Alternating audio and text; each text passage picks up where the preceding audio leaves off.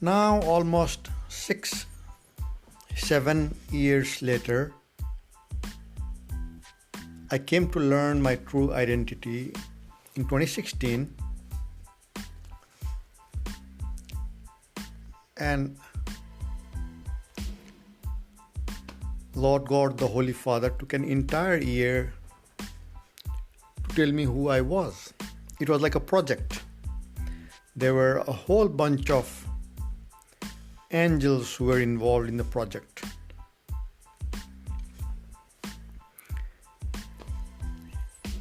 Every angel I met during that year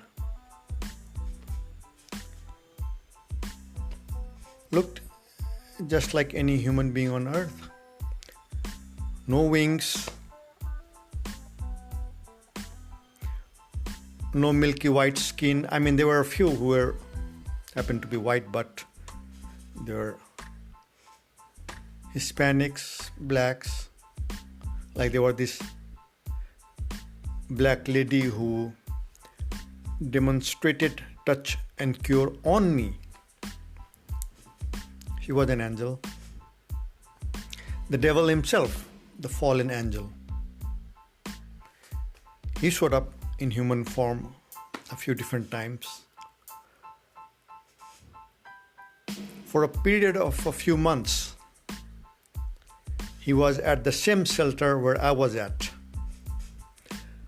I remember one day he showed up like I had a room to myself, knocked on the door.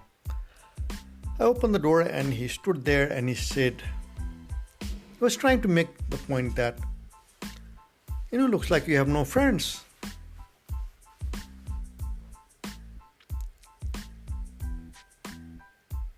There are things that he doesn't comprehend. For example, my being at the shelter for that year, 2016, was a grand act of forgiveness being architected. But he didn't get that. He didn't understand that. And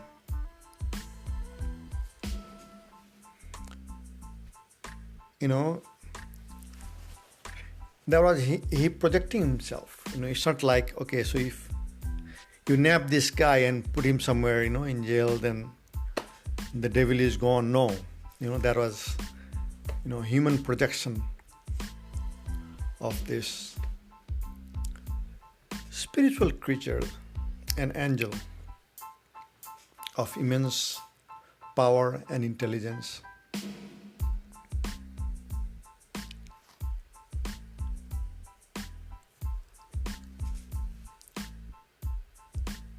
So now that I'm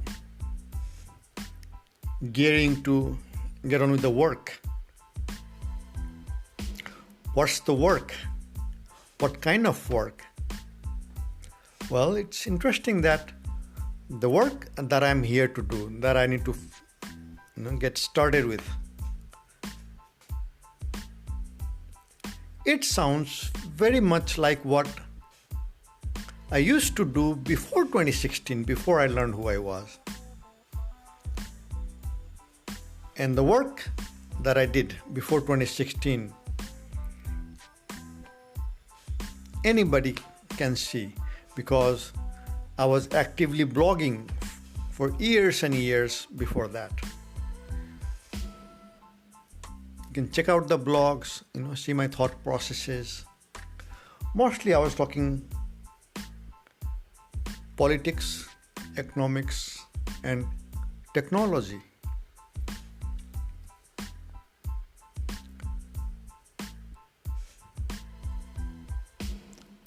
There's,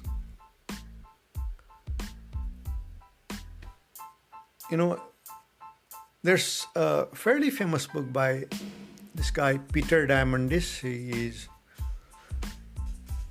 not, Elon Musk famous, but fairly well known among tech.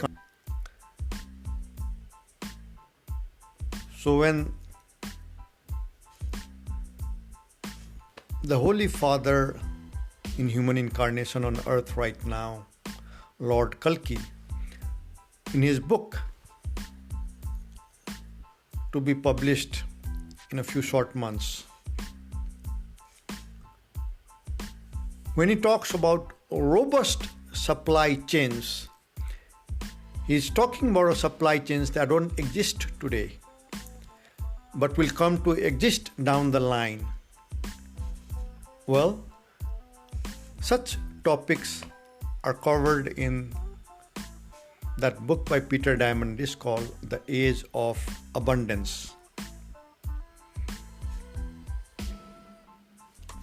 So, a lot of the tech trajectories that you can project from where we stand today, that's incorporated in some of the vision. Manifesto is a paradigm shift.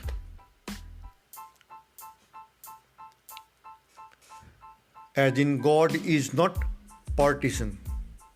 Yes, I have taken sides very openly, very passionately, but if you look at my blogs, I have a blog called Democracy for Nepal. I have a blog called Barak Face. The Democracy for Nepal blog is that in 2005-2006, I was the only full-timer among the then estimated 200,000 Nepalese across the US. Among that crowd, I was the only full-timer. I mean, a lot of people did great work, but they were all part-timers. I was the only full-timer to have worked for Nepal's democracy movement back then. And that blog, was launched for that. But it's still active. I still keep an eye on the happenings in Nepali politics. Like almost daily, I stay up to date on the political news in the country. It's so easy to do in this day and age with the internet and proliferation of online magazines and newspapers. The other blog, Barak Face, is that I was Barack Obama's first full-time volunteer in all of New York City. Late 2006, early 2007.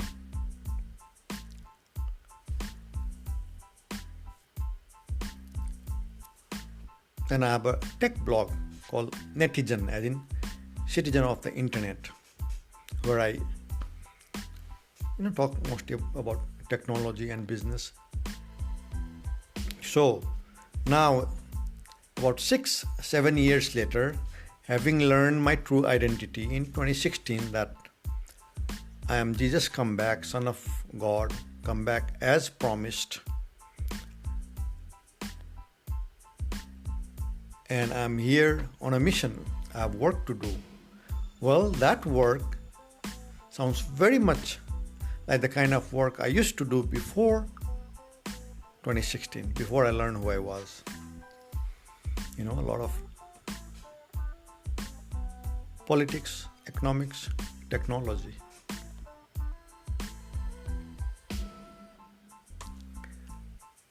And the thing is, I have performed some large-scale miracles, but the only purpose of those miracles is to establish my identity. My work here is not to perform miracles. My work is about human possibilities. The work will come to be through mass participation among peoples all over the world. The organization that I've been tasked with building, the Kalki Sena, is going to be a massive, massive global organization, bigger than any political party that exists today in any country.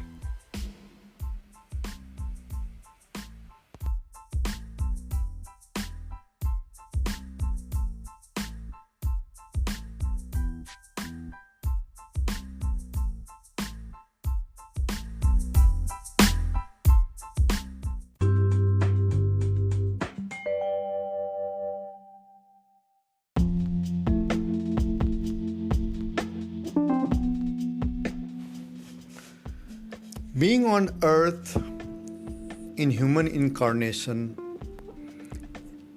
is about being fully human. That's the whole point. People who have been waiting now for 2000 years, waiting for Jesus, the Son of God, to come back. That entire time, these people of faith have been aware that the Son of God is fully divine, true God to true God. But the wait has not been for Jesus, who as God is everywhere, omnipresent. The wait has been for a human incarnation, just like 2000 years ago. Spirit become flesh, walked on earth, was born to a mother, grew up, walked on earth, ate, slept.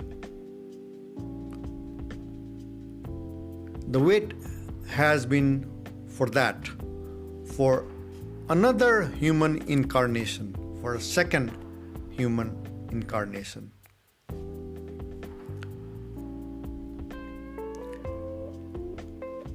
And now that I'm here,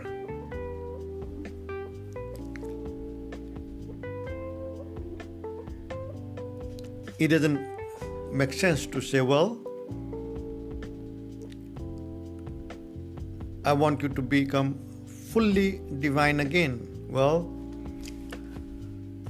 the wait has been for this human incarnation, for this fullness of humanity.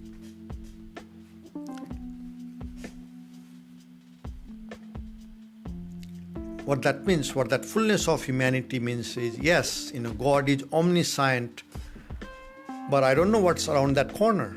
Just like another human being sitting here would not know either. That's the whole point. The many human limitations. I read the news to get the news. Well, that's about being fully human. Right? I read books to learn things. That is what the wait has been for the past 2000 years.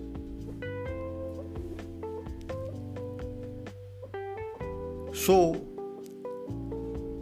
people on earth may relate to God. Right? That's the purpose, because the work I'm here to do can be done, could have been done without me showing up as a full human being. But then people might not relate to that. It's a beautiful creation. I've wondered myself. I've asked this question myself. Is this optimal? Is this the best it could have been done? One of the things I've wondered about is, what if,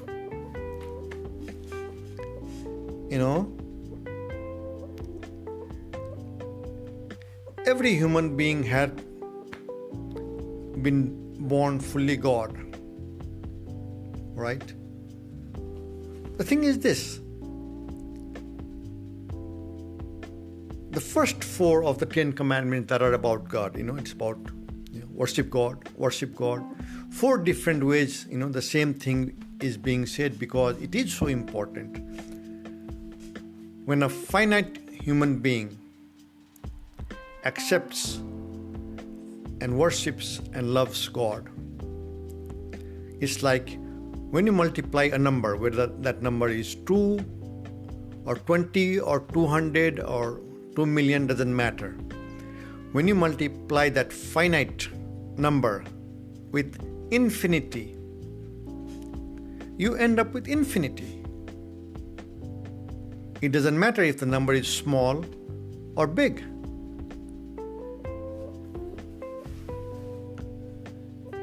And that is why, I think it is optimal, because that infinity is available to you.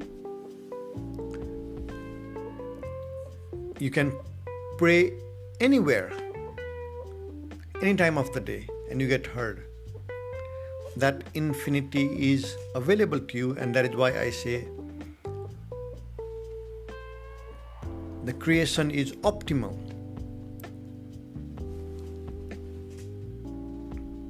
A lot of people struggle with the free will concept. They're like, if there is a God, why there is so much suffering? Why is there poverty, pain, right? Unfortunate circumstances. Why does life feel unfair? Well, you have to make the effort to understand free will. Free will is that you are free to choose, but the choices that you make have consequences for you. When you take the wrong turn in the road, you end up with complications and sufferings. And no is in a position to tempt you with his enormous power and enormous intelligence. Because a human being who fully accepts, fully worships, fully loves God, the devil cannot compete with that human being. Because a human being with finite intelligence and finite powers, much, much less intelligence than that devil,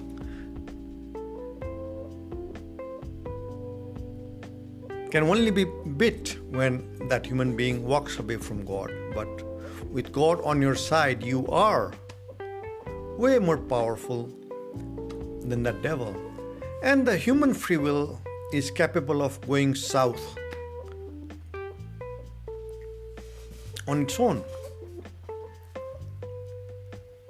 You are not being constantly manipulated by the devil and his team. Loving God is the best policy, that's like a finite number being multiplied by infinity.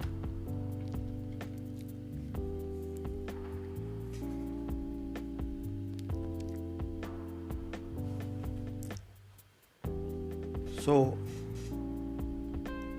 one thing I said, and I blogged about it in real time, is I was born where I was born. I was born in the state of Bihar, in the city of Darbhanga in northern Bihar. I grew up in Nepal. I did my high school in Kathmandu, the capital city of Nepal. And I remember, noticing that as I moved from Nepal, where I grew up, to the United States for college, then I stayed back. And I think I first noticed sometime in the late 2000s that I seem to have this strong desire to serve, to do good, and that ambition seemed to be escalating to that. Now I was thinking in global terms. I remember thinking that.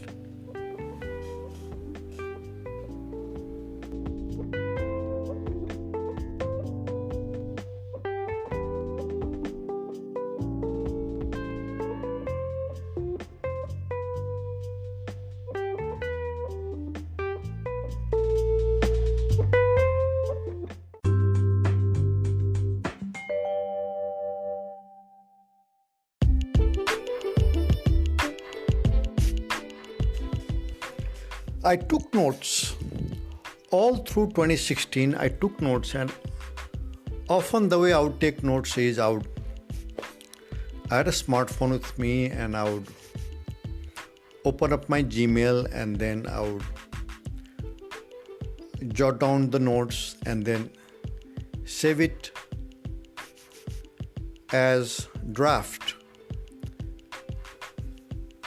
And I couldn't afford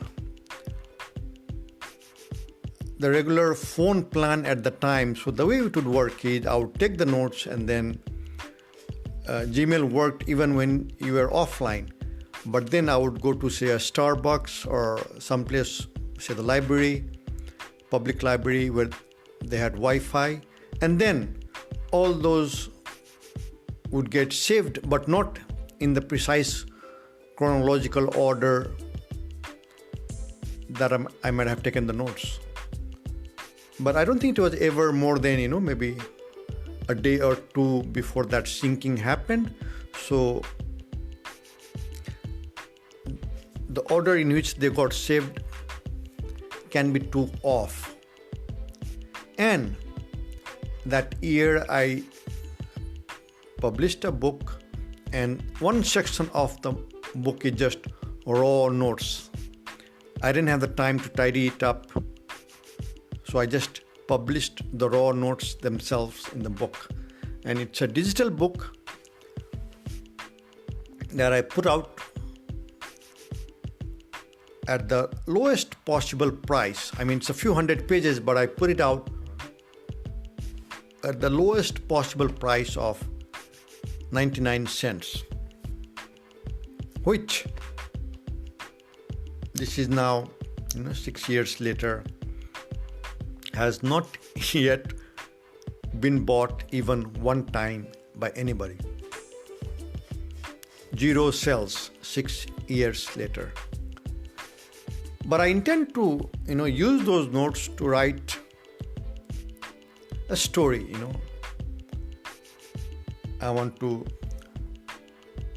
put together a book where I tell the story of how I came to know that I am Jesus come back, Son of God, come back as promised. Because late in 2015, until that time, I had no clue, I had no idea. There's no record anywhere of me having claimed that I was Jesus come back until that point in time. Well, by the end of 2016, I was very openly claiming that I am Jesus come back. I am the returned Jesus come back as promised.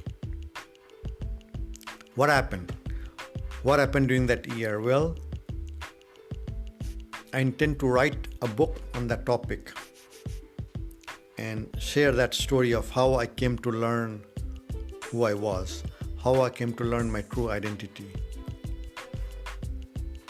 And the book will be written based on the notes I took in real time during that year. The notes that I've shared Amazon.com that very year. It was that, and then 5 years later, I published a much shorter book called 5 Years Later, because, I was a little surprised that there's this hugely anticipated event, and I've been telling people, that I am who I am, and it just doesn't seem to register. There have been times when I've sat in a church and people are like, Jesus will come, Jesus will come. And I felt like saying, well, here I am, but I have not, because I have known, it won't go well. It has to be done the correct way. Well, the Holy Father's perspective on that is, don't worry about the identity, just keep doing the work you are here to do. People will come slowly. And that's how it will happen. First a few, then a few more, and it will snowball until the numbers are much, much larger later on. And that has to happen at its own pace. There's no speeding that up. Just focus on the work. Act. Get on with the work. That's his message.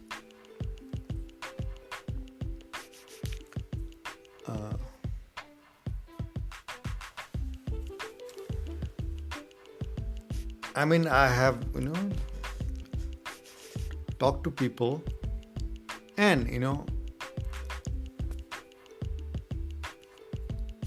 I felt the need to, connect the dots for people, and it's all done, in this day and age, done very publicly, accessible to anybody. But once I have connected the dots, then I feel like my work is done. If somebody will verify and then recognize, it's up to them. They can do it now, they can do it later. So I put the word out saying, look, here's how you verify that I am who I say I am.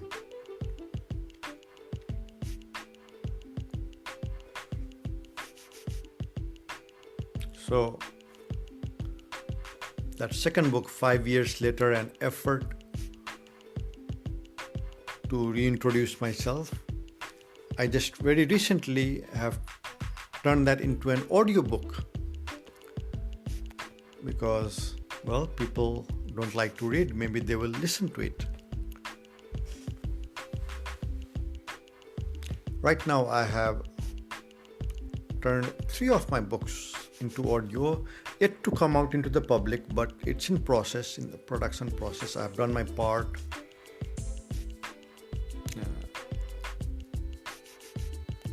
It's an Amazon.com platform, and for those first 3 books I have relied on actors, but for my future books I might do the reading myself. Just like I cut my own hair. So I might read my books myself. Anything to get the word out.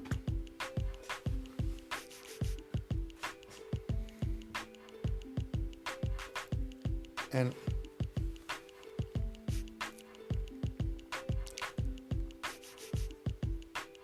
the work that I've been tasked with is to build the global organization, and I've been aware that me establishing my identity will speed up that work.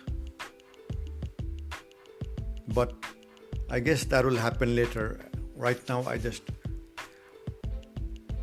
have to build the organization based on the first segment of the work, which is to begin in Nepal and India.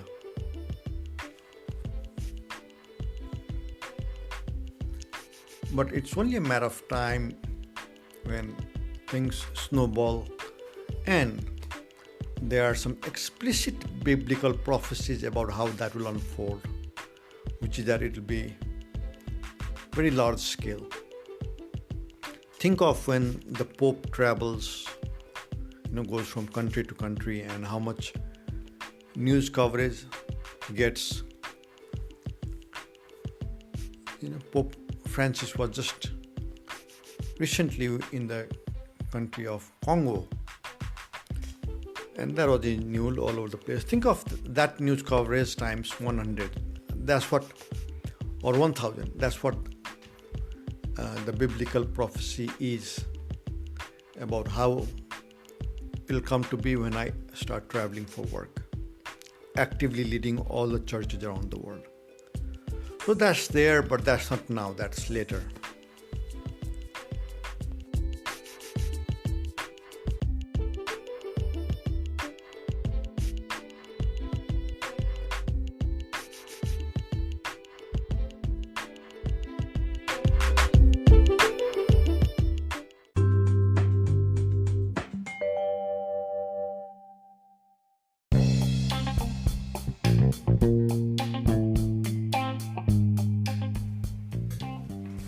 What is the work, or rather, what is the immediate work at hand? What is the work that I'm supposed to do right now? Identity is not established when people have not yet connected the dots. Well, the work, my primary responsibility is to start building the global organization named the Kalki Sena, and it's called the Kalki Sena because it is named after Lord Kalki, right? That's the name of Lord God, the Holy Father in human incarnation on earth right now. He is the king. I am the commander of that organization appointed by him. So that's the work. It's quite a major undertaking because it's going to be a really, really big organization down the line. Huge. I've said a few times, it's like, just to give you an idea of the scale, the Bharatiya Janata Party in India, the ruling party in India, the largest democracy, and by now the most populous country, I guess.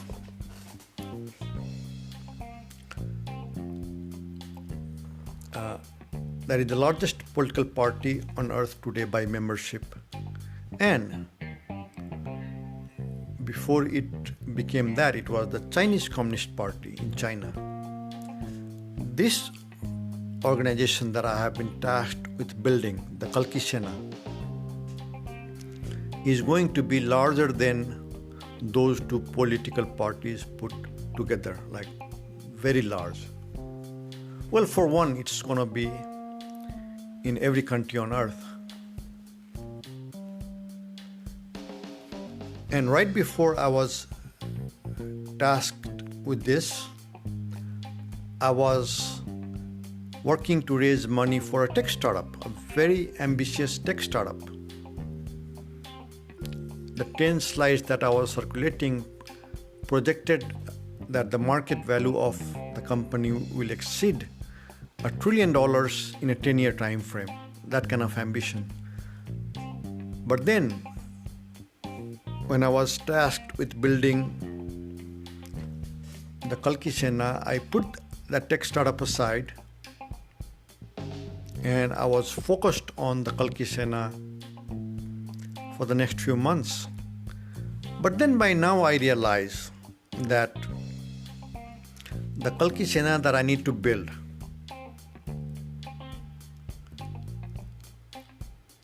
that work of building the global organization requires a social network, a software-driven social network that doesn't exist yet. Not only does it not exist, nobody seems to be intending to build it, which means that my work for the Kalki Sena requires that I build that tech startup on the side. As in, I need to not ditch the tech startup, which I would have happily done if that's what was required, but looks like I need to take both along side by side.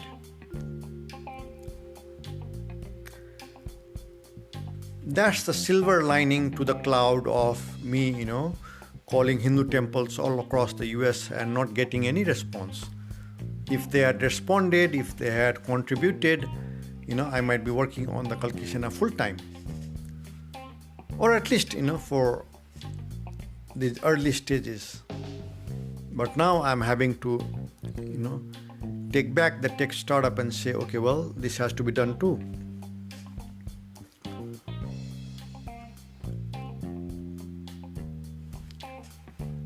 So the work is to build the global organization, and there's an immediate social movement that is to be launched.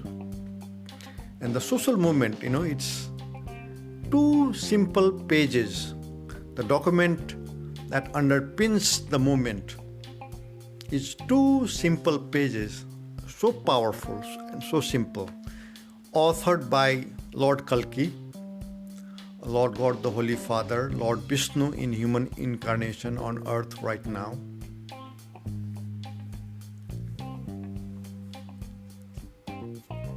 He wrote it up in English and then asked me to translate that into Hindi and Nepali, which I did. And the task is to reorganize the caste system in India. The caste system that has existed in its current form for thousands of years. Degenerate version of what used to exist, say, 6,000 or 7 or 8,000 years ago. The form that exists today has only existed for something like 3,000 years. As in, it is not what it was meant to be. But whatever exists today has to be replaced with something new. And it will be a social movement without parallel in human history. Very fundamental. It will basically open up the floodgates of the Hindu belief system to the entire world. Anybody, anywhere can choose to become a Brahmin if they follow a few simple rules.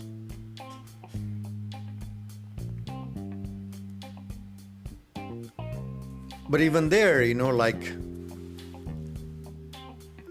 the Kalki Sena is like this core organization to be, but then separate from that, there will be political parties to be launched in every country, starting with Nepal. In Nepal, it will be called the Satyayug Samaj Party. So there's the political party that's independent of the Kalki Sena, although, it can be imagined that the Kalki Sena organization births this political party country after country. That is what likely will happen.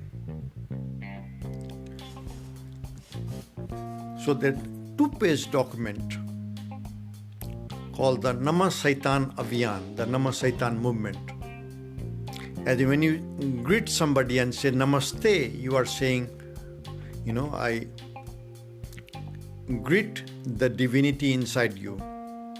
But the Namah Saitan, greeting is saying, well, I greet the devil inside you.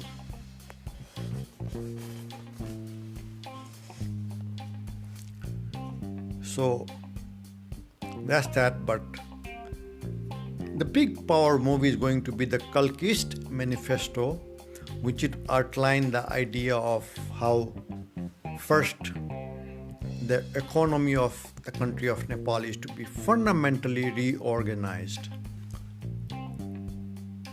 The message of the Kalkist Manifesto is that capitalism has failed, communism has very obviously failed, socialism has failed, and so enter Kalkiism, a fundamental new economic program, a paradigm shift without parallel in human history. It's a big deal.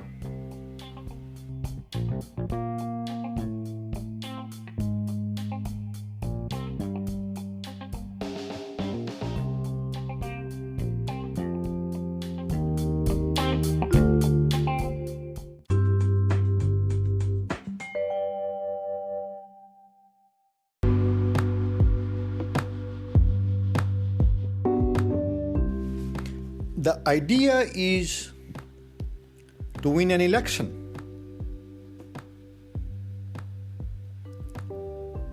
The country of Nepal just had its parliamentary election just a few weeks ago. Well, the next time that happens, The next time elections are organized in Nepal, in a few short years, a newly registered party called the Satyayug Samaj Party, fueled by the political and economic program described in the book, The Kalkist Manifesto, authored by Lord Kalki, Lord God the Holy Father, Lord Vishnu in human incarnation on earth right now. Fueled by the ideas described in that book, that political party, the Satyayug Samaj Party, will sweep the next election in Nepal and will come to power and will implement that economic program so the entire world may see how wonderful that is.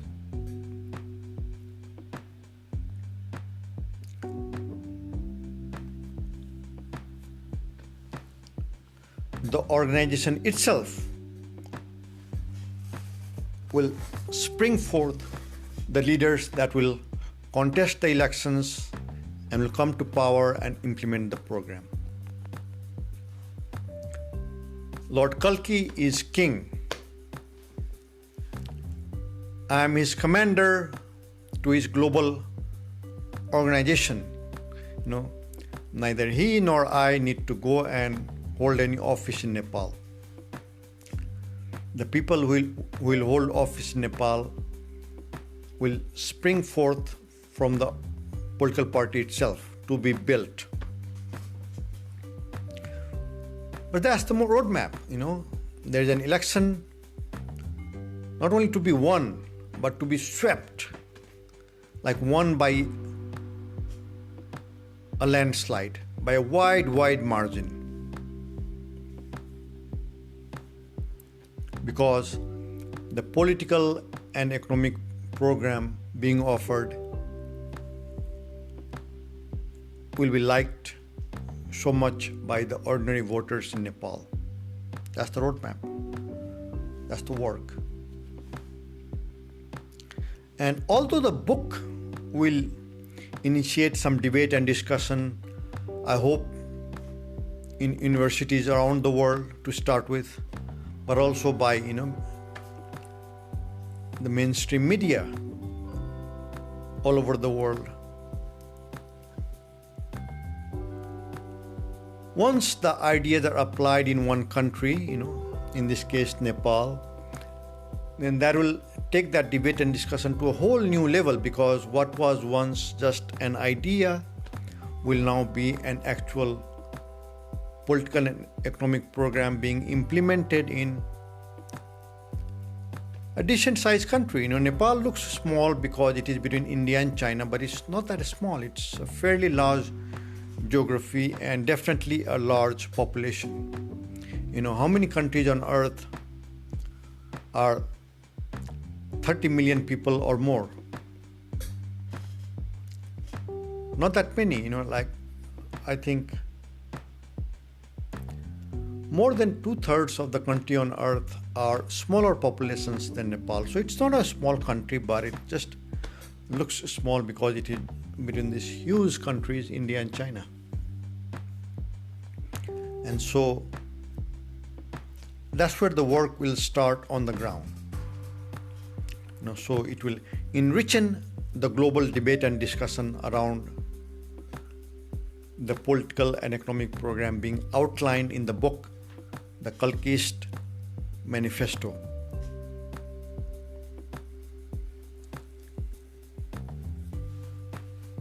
It's a very simple idea, and it's simple by design because the work is supposed to happen through mass participation.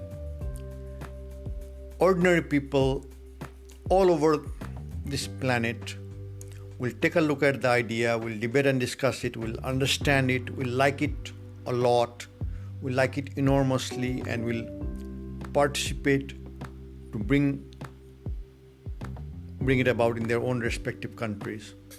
And it will be a very real debate and discussion. It's not like God came down to earth in human incarnation and then he did it. We don't need to talk about it. No, real debate and discussion, so real that I compare the basic idea to the open source operating system Linux. You take a look at the operating system Linux and then you customize it for your needs. And so the idea, when it is implemented, will be unique to each country. And that uniqueness will come to be because it will be debated and discussed in every country by ordinary people or organizing themselves into political parties. Each country will apply the idea in a very unique way, and not all on day one. It will start in Nepal, then it will go over to India and then China, and then slowly to other countries around the world. A lot of people have noted that China lifted a record number of people out of poverty. Well, what has to be noted is that at the exact same time that China did it, there was a second China, as in there were an equally impressive number of people all over the world who got lifted out of poverty, and when you add all of them together, you end up with a population that is comparable to the population of China. And that happened in many different countries outside of China, in many countries, small and big.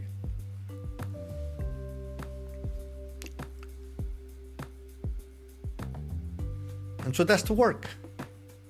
The work to end this age and to usher in a new age, the best of all four ages. That work sounds like a political and economic program.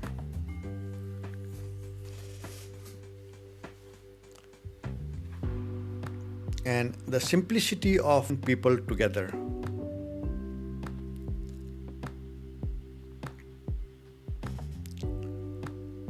It's quite something,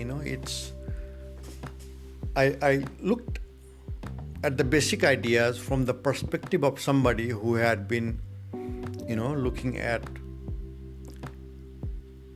different economic thoughts, different political systems over decades. Right? From that very human perspective, I looked at the basic promise of the program described in the book, The Kalkist Manifesto, that is still being written.